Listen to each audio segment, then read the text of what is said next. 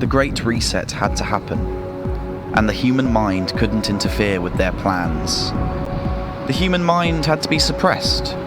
People were thinking for themselves. They didn't need bombs or chemicals. They understood that the most powerful weapon was fear. It ate at the human condition, like caged rats around our heads. Our thoughts just rotted, decayed, until the old world had just become a part of our imaginations. By dismantling the core of society, they divided us, making people fight with one another.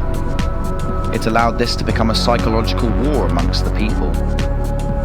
The virus collapsed the economy, allowing the New World credit system to be introduced. National governments formed to become a one-world government, and religion became illegal. No one could pay their mortgages.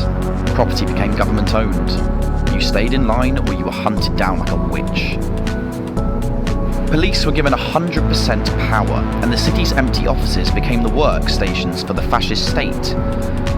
The collection of data and monitoring human behaviour became the stable economy. No one could understand why and how this happened. But that was part of the plan.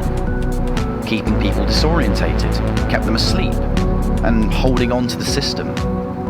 The lockdowns had mentally worn people down, broken their minds and true understanding of reality. They needed the virus only to accelerate the changes that they were already making. It was the perfect smokescreen to bring about their new world order, which they had been working on for decades. Human evolution needed to be reversed. They had used and abused us enough to construct the artificial reality they desired. There was no use for us anymore. Unless we merged with their machine and followed their path to destruction, we were useless. The number one objective of the reset was depopulation. Humans were over-exceeding resources. Carbon emissions had to stop to allow certain technologies to be introduced. But it was also a resetting of the mind, individually and collectively. They pulled us through everlasting satanic rituals to give us human trauma, allowing them to steer evolution as they wished. Mental illness had become like the common cold, and by this point, the virus had been forgotten. We were told there was a return to normal, but we were put deeper under their spell. No resistance gave the permission to oppress and do as they liked, but it was only the people's blindness that led them into their trap.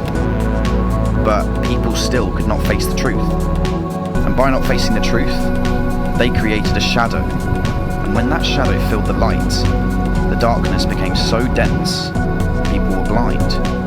We became frozen and led like lambs to the slaughter. We are spiritual beings experiencing a physical reality, but we trapped ourselves in someone else's dream. The dream seems real, but we do have the ability to change it at any time. Dictatorships only exist with followers. You don't have to go with the obedient herd. There is another choice. Are you scared to be an individual, or are you happy being the submissive slave?